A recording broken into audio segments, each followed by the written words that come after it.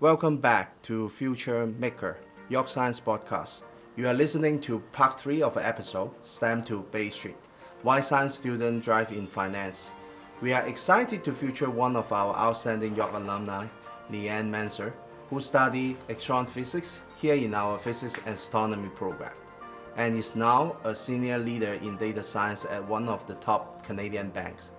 Lianne will share her journey from science to the corporate world and how her training continued to shape her career. Later in the show, we will also be joined by our Professor Ozzy Mermut, Undergraduate Program Director for Physics Astronomy, who will share a direct message for students considering York. And with me as co-host today are two amazing colleagues, Amna and Marwa. Hugo, I'm so excited to be here. As a student leader, I always love hearing about alumni journeys.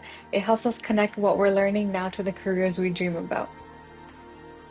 And I'm delighted to join as well. As someone who helps share York science stories, I think this one will really inspire both prospective students and alumni. Perfect. So before we begin, a quick note before the view and opinion expressed by our guests are their personal opinions and do not necessarily reflect the official policy and position of their companies. So Lianne, welcome to the show. Thanks for having me. Thank you. So Lianne, let's start at the beginning. What inspired you to study astrophysics, and how did that foundation influence your career directions? Yeah, it's a good question that I've been asked multiple times throughout my career, and I've put some thought into it recently when I took a look at this opportunity, and I go back to actually the 90s where I spent a lot of my childhood, my formative years was that, and at the time there were a lot of scientific movies and TV shows that were happening. So the X-Files, Contact.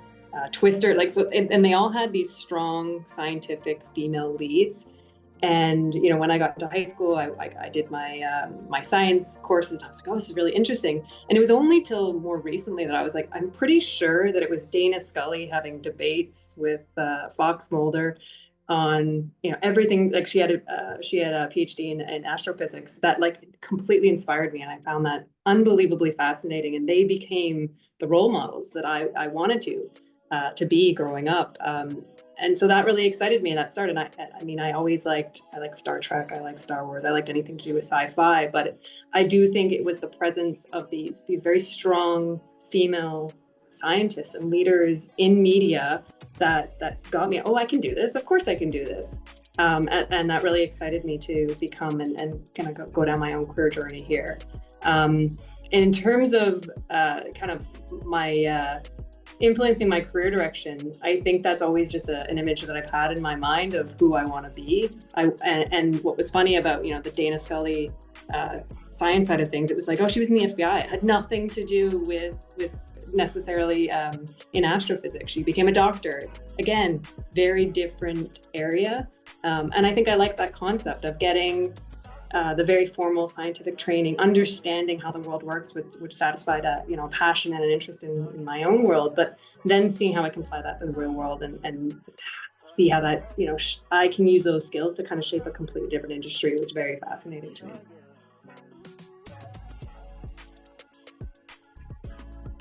Thank you. I just have another question for you, Lianne.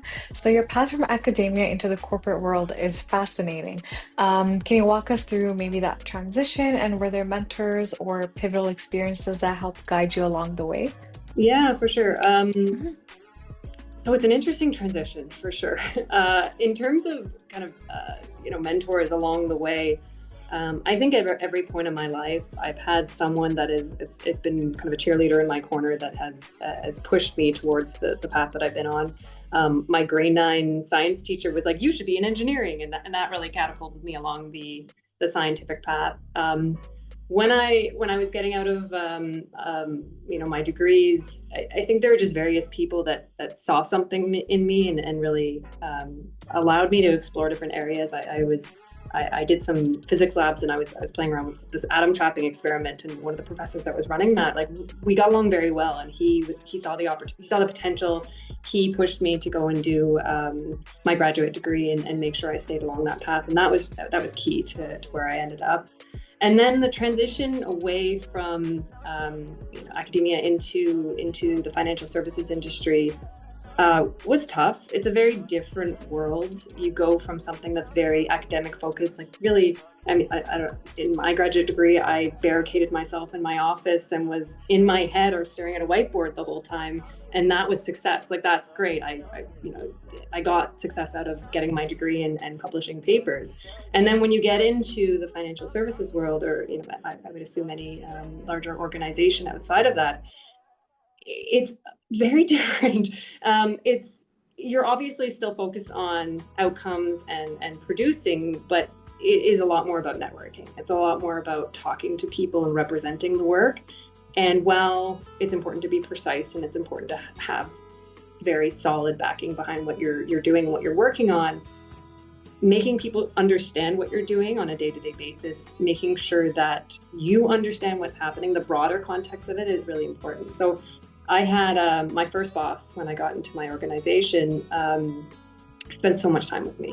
I knew nothing about financial services. I did not know, like, I probably knew less. I don't know why they hired me, quite honestly, but I knew almost nothing. But they took a chance because I had that kind of critical thinking skills. I knew how to program, and I did courses when I entered. But he spent so much time with me.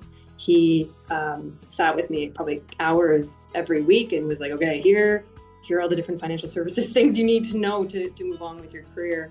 And then after I gained a lot of that domain knowledge, and I kind of understood what the organization was about, he actually helped place me and interview me or introduce me to a number of people that led to me getting the job that has turned into the career that I've had in data science. So he was definitely a key mentor and just the perfect person at that point in my career to move me along. Yeah, that is certainly a tough transition. Now, as you made that shift, what skills from your science training turned out to be the most valuable in the business world? And were there any surprises in that transition? That's a good question. So, I mean, the skills that I learned throughout were statistical analysis, critical thinking, huge. Anyone that I look to, like, you got to have those critical thinking skills. And it's, how do you approach a problem? How do you break down the problem into bite-sized pieces that you can then in turn tackle? So programming, looking at large amounts of data, like that's what I did in my master's. I was looking at about 700,000 galaxies, and that's what I did statistical analysis on. And at the time, that was getting to larger data sets. So knowing how to wrap my head around that, how that amount of data actually breaks Excel, which was a good learning I had in my degrees, and then how to transition into new technology, learning Python, learning a lot of those skills. So that was important. I think that the skill that actually has proved probably the most beneficial was when I first entered my undergrad. I didn't know how to do any public speaking. I was the shyest person in the world. I would cocoon, and like, I'd have a hard time talking in front of my boyfriend's sister at that time. It was bad. And the opportunity at York, you had the observatory, which did tours. And so I would push myself, like, oh no, I love astronomy. I'm going to get out there. I'm going to give these tours to these 3-year-olds that aren't going to yell at me, and I'll be okay. And that really pushed me to learn how to public speak, learn how to present myself, learn to be okay with being nervous in front of people. And then gradually throughout that, I was able to get experience actually running that observatory for a while, coordinating a lot of that, and then doing larger and larger presentations. And so when I got into the financial services industry, within the first year, I was doing presentations to nationwide calls. And now it's such a huge part of my career that I go and do public speaking across all of Canada to a variety of different people and talk about AI and talk about data and everything. And unless I had that opportunity and took that opportunity when I was in my undergraduate program, I wouldn't have been where I am today, for sure. Thank you, Lianne, share this insight. So now, as a senior leader in the field in data science, what do you look for when you're hiring new talent with STEM background?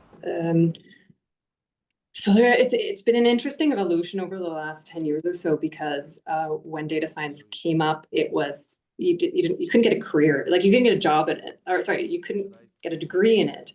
And now it's kind of evolved into you can get specialized degrees, you can get master's degrees, you can go down that whole path. But I'd say, at least in my organization, having a STEM background does set you apart. Wherein I find in some of the more data science specific streams, while they're very useful and they give you kind of the jack of all trades idea of this whole industry, within STEM you get really the critical thing. You get applying it to real data, real situations, especially those that are in more research-based graduate programs, where you get a problem and you have to drive that from the ground up. Yes, you get you get your advisor, you get support from your professor and your team around you, but really you're responsible for understanding those data, being able to manipulate, reading the research papers, really understanding the field that you're in. And so I really like seeing people that have those backgrounds, because I know that they can be independent, they can think critically, they can drive something forward by themselves, and they're going to be passionate about the stuff that they do. They're going to be really excited about it. So having that in your CV is really great. The other side of things, what I always look for is having projects that are your own passion projects. I find a lot of resumes, you go to some of the Kaggle, which is like, you can get these preset projects that you do like the Titanic data set or the IRIS data set, which are very standard data sets, and everybody does something. It's very repetitive. Versus I see like one person that applied to one of my roles had a whole project plan around, I think it was like wine tasting. And he came and he, in the interview, and actually presented this whole thing, like, this is what I'm passionate about, this is what I love. So showing that it's not just a job, that it's something that you're really interested in, you can apply your skills to, really gets you ahead, because it's going to stand out from everybody else on the big stack of resumes that you get. And it's going to show that you're passionate and you know what you're doing, you're going to be self-motivated, and all of those other skills that are really important. Amazing. Thank you so much for that. And, it's fascinating to know that you are one of the few women in your graduate program. How did that shape your perspective? And like, what advice would you give to young women, say, like, for example, in grade 11 or 12, who are considering physics or astronomy? How can educators and mentors encourage more women to confidently pursue STEM? Yeah, it's a good question. I think I got really used to being the only woman in a room, which actually serviced me very well when I got later into my career, because I'm still in like a technology space within a large organization that is predominantly, especially at senior level, more male dominated. So I've become very used to being the woman in the room. What I've found is that I've had to be okay with stepping up when my want is usually to again cocoon and be quiet and listen. What I find is usually there's a lot more confidence. Like there's a bunch of men in the room. There's a bunch of the majority of the population is a room. You want to assess, and I've had to force myself to speak up. I know what I'm talking about. I know my domain. I know that my opinion matters, even if it's incorrect, and being okay with being wrong in those situations, and pushing through that. So I think that experience through my degrees allowed me to be okay with that. Like, all my friends were guys. I was usually the only female in the room, and I'm just sort of barreling through that. And I think it goes back to your initial question of what inspired me. I do think that having those role models, though fictional, those role models growing up, and seeing them be the ones that are outspoken and being very like, no, you're wrong, influenced me to be like, that's okay. It may feel uncomfortable, but it's okay that I'm different and I'm speaking up in these rooms, and I'm no less valid. It took a lot of work to do that, and a lot more confidence. Even now in my career, when I get popped into new areas and new responsibilities, I have to fight that urge and just be like, no, most people in these industries are going to be okay. Just, have the full confidence. Just come in with confidence, come in knowing what you're doing, and you'll get pretty far with this. So that's what I think that's, in terms of how can educators encourage more women to go into STEM. I think we have to be more public about the people that are already here and profile more women and profile more minorities and different people in these roles, because that makes such a big difference for a 4-year-old girl or a 4-year-old minority that may not see themselves there, to be able to see, no, you can do it. Like there's nothing limiting you to do that, because it does make such a difference as you're, in their potential for career progression. Yeah, I definitely agree with you, Lianne. Your confidence is very inspiring for us as women that are going to be pursuing STEM. Now, looking at your current work, what trends do you see shaping the future of data science and analytics? There's been a big shift over the last few years with Gen AI coming out. It's been really, really exciting, because I've seen businesses that had been a bit more complacent in terms of data and AI and kind of just a bit more skeptical, really going at it full force, which makes my job a lot easier, makes anybody in this industry job's a lot easier, because they get to, you're no longer trying to explain, it's cool, data and AI is going to solve everything. It's not going to solve everything, but data and AI are going to do a big difference for your organization. To now they come with problems, and they come with real problems that are going to make a difference for AI. So I'd say that's a big component, and Gen AI was really the catalyst for that, because no one really talked. It wasn't mainstream. I think everybody within technology, everybody within STEM knew that there was some really great innovations, and we'd always talked about AI being this amazing thing. But until ChatGPT was released about 2 years ago, unless you were on the cutting edge of research, it was ethereal. It was like too far off. So that was a big thing. And now I'd say a lot of the conversations that are happening are like, what are we going to do with this? What's actually going to be a good use case versus a not great use case? And we're getting this balance of people are throwing it at everything and seeing what sticks, and we're actually coming up with realistic use cases for it. So seeing how I think that's really shaping the industry right now as we speak.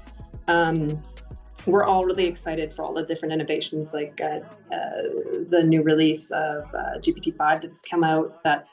We'll see where this goes, because there's been some skepticism around that, like the agentic workflows and all of that. Like that's agents actually doing and automating jobs for you and bits of work for you. Really interesting to see. So I think that's going to be the biggest thing that's going to shape this world. Like, is this going to be the be all and end all? Is this going to be where we're going to go? Or are we going to come up with something completely new in the next few years that's going to completely blow this out of the water? That's really exciting to see. So Lianne, thank you so much. Because the next question, I think you already covered most of that, is that we'd like to know any project area of innovation you are especially excited about right now. I think you did mention the ChatGPT-5 also is some spectacle, right, at this moment. And do you have anything you'd like to share, any project or area innovation you're very excited right now?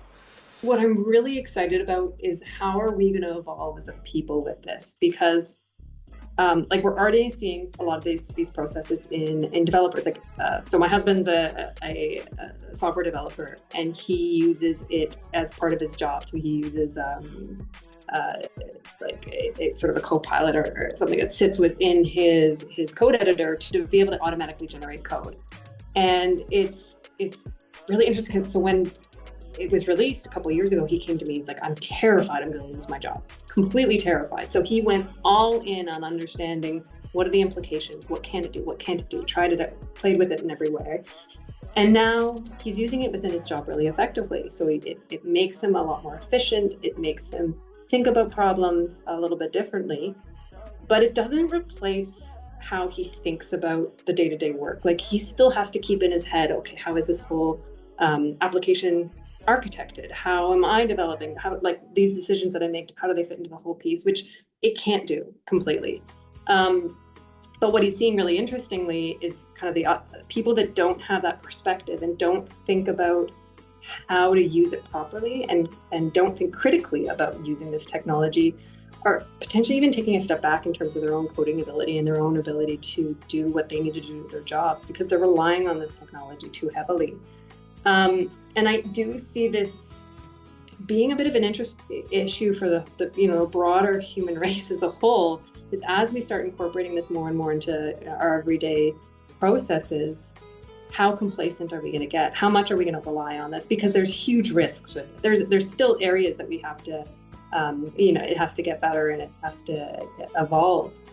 And so we're seeing things within this, like there's this whole concept of like AI augmented data science. So you still need data scientists, you still need people to analyze data, to make interpretations, to make sure, like build the models, make sure that what we're doing is appropriate for the specific business case. But how is it going to be augmented, and how are we going to be critical about it, and how do we, like, as a humanity, make sure that we keep those critical thinking skills, which I think is so important. It goes back to doing research and going back to STEM as a background. You have to train that, and you have to be able to keep that in mind and know when things are wrong, and not sit back on your laurels and kind of use all of this technology without that broader context. So it's not really a kind of a technology innovation side of things. It's more the impact on how we as humanity are going to evolve over the next 5 to 10 years with this technology in play, because every company is looking at it, and it may fall flat for a lot of them. And I think there's some stats out there that are looking at, like, maybe about 95% it's skeptical, but it's here in so many different ways, and every organization is looking at it. So it's going to become such a bigger part of our everyday lives, and we have to be able to adjust and remain critical and remain aware of kind of the decisions that we're making while we leverage it. Thank you so much, Lianne. So now we are going to our fun fact break. So we have 3 questions, the fun fact. Okay. I may start with Amna. Alrighty, so my fun fact for you, or question for you, is what's one hobby or passion you have outside of work that most people wouldn't guess? So anybody who knows me knows this, but maybe not guess. I love baking. I love cooking. And Oh, I over the past, like, before I had kids, predominantly, I'm trying to get back into it now. I challenged myself to do 52 weeks of baking. So my first one was bread making, and I learned end to end how to make bread, and challenged myself every week. And now I do desserts. So I've learned so much with that. So that's my big thing. I adore it, and I read way too much about it. That's wonderful to hear. I also love baking, especially my older sister recently got into it as well, and she also makes bread and cakes and all that stuff. Nice. It's so delicious. Yeah, and it's very difficult as well, because once you're off by a little bit, then It's whole thing everything. is Yeah, yeah. exactly. Very scientific. It's very time consuming. It's very Yes. impressive. Yeah. Yeah. So my question for you is, if you could have dinner with any scientist or innovator, past or present, who would it be? Tycho Brahe. My cat's named Tycho. He has a gold nose. It would have named it before that actually appeared. He is absolutely insane.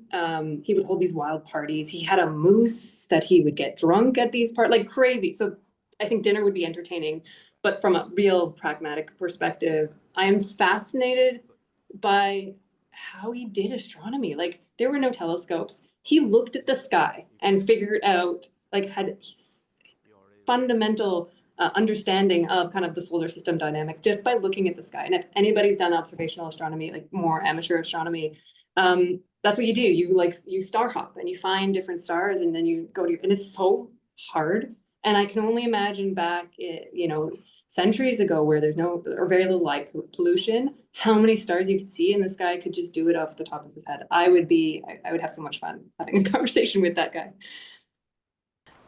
So, and the most important question of the day, coffee or tea? Or something else that fuel your workday? Tea, 100%. Oh, thank you so much. So now we are excited to welcome Professor Ozzy Mermut, Undergraduate Program Director for Physics and Astronomy, who's joining us for the second part of the show. Welcome you, Professor. Hi everyone. Thank you so much for the invitation to contribute to this, and wonderful experiences that were laid out by Lianne. That's been excellent for students to get exposed to early on and know what's after university and physics. Thank you. Thank you. So Emna? So Professor, I just have a question for you. As a current student, I know how important hand-on experiences are. Could you highlight some of the opportunities your students can expect, whether it's research, mentorship, or even summer placements? That's an absolutely excellent question, and I'm going to talk about all of them actually, because we have all of them, and I think that's what makes York so unique, is that we give so many opportunities to have a practical experience paired with the coursework and do it in an experiential way. Just to let you know, my background is from industry. I came from industry after 11 years as a biophotonics director of the biophotonics program for technology development, research and technology development. And so I come in with that background, knowing what the industry wants and needs. And Lianne was perfectly correct in outlining that, it's a very different world once you enter industry. So we want to prepare you well for industry if that's your direction, because it's very regimented, and you get an appreciation for how operations is very regimented and different than in your research world, and how you have to work with a team in order to accomplish your milestones and leverage all the capacities, capabilities, and complements of each one of your team members. So there's importance in having that hands-on experience right away as soon as you enter. And one of the first things we offer is that specifically for the physics and astronomy students, is the ability to take advantage of the Helen Friedhoff Award. Now, this is like the YSSA Scholar Award, which is for science students in their first year, where you are not only getting money because you're celebrating your success as a student and winning the scholarship, but also having the opportunity to spend the summer doing research in your first year. In your first year. Okay, this didn't happen my days. Just to let you know, research was something you did in your last year, and then you go into graduate school. So having the ability to have this specific YSSA Scholarship, York Student Science Scholarship Award, specifically dedicated to physics and astronomy and biomedical physics students through the Helen Friedhoff Award, is an excellent way to get your hands dirty immediately, and to get to know your professors and what they do in their research. And maybe you think you like atomic laser molecular physics, but maybe instead you like astronomy or astrophysics, or you like medical physics. All the different physics is a broad field. It's a really broad field, and it's great to know what you like and also what you don't like by getting your hands dirty in your first year, as I call it, and getting that experience of research and knowing your professors, because you have to scope out the professors that you're going to do research with. So that's one thing that I think is great in terms of experience in the real world, and emphasis on practice just as much as coursework, and engagement in real life practicums as much as coursework. We also have co-op internships, and that comes in your second year. So you have students who could go off to the Canadian Space Agency, you could go off to Triumph out in BC, some students go off to CERN. A student recently, some few years ago, did work with York Regional Police doing accident reconstruction, and I believe he was at a trial to get the opinion of in a trial case. A lot of them go to engineering companies, and Lianne is a great example of going into a finance sector, because again, critical thinking, we know how to calculate things, we know how to program things very well.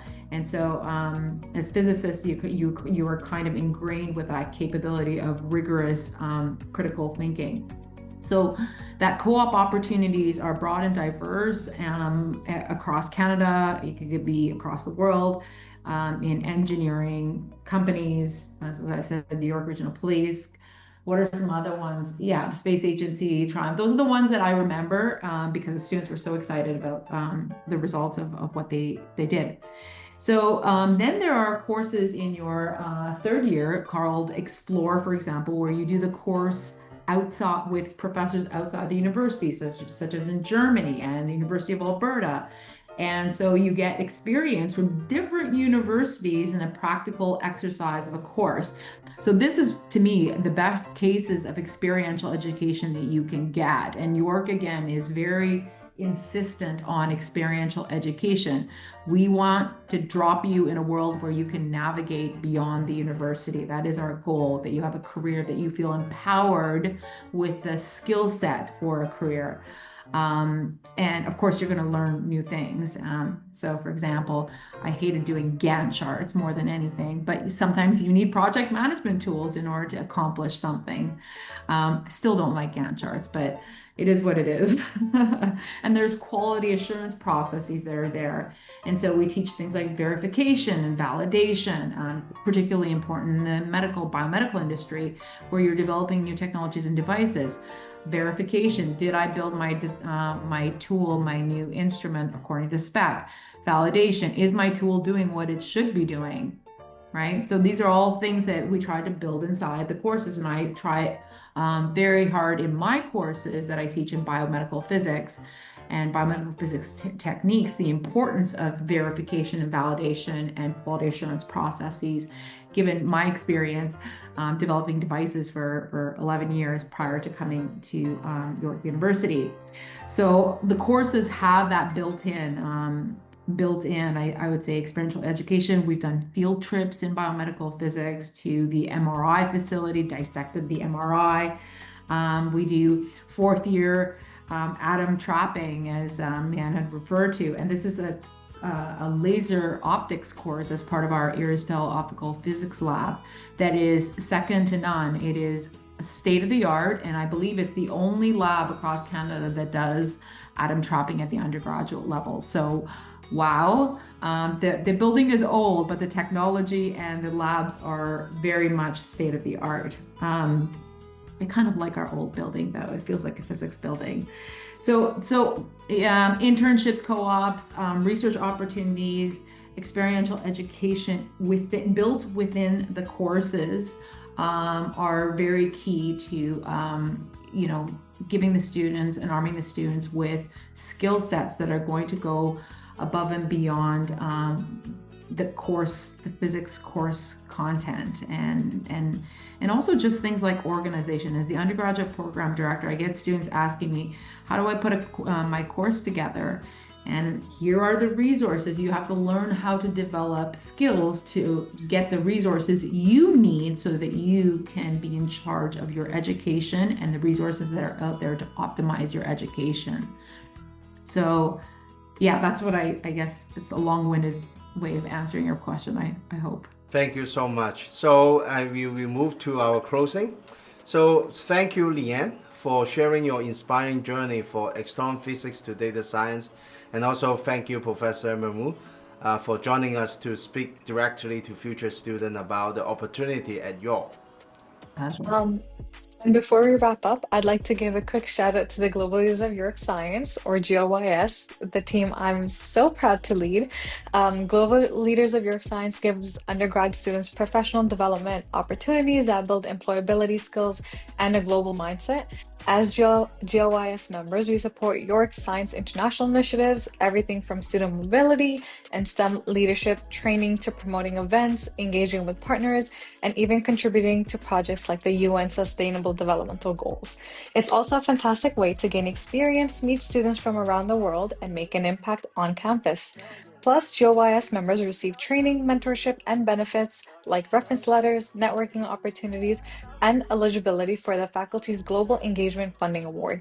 We're currently recruiting new members for fall 2025 to 2026, so if you're a York Science student interested in joining, check out our website or connect with us on York Science International collaboration pages. I'd love to see more students get involved. Social media channels for more episodes, student stories, and updates. And thank you to our listener for tuning in to Future Maker York Science Podcast. If you enjoyed this episode, be sure to subscribe so you don't miss the next one. And if you know a friend, classmate, or colleague exploring their career options, especially someone from a science background, share this episode with them. You never know whose future you might help shape. Until next time, keep growing and keep making the future. You are a future maker. Thank you so much.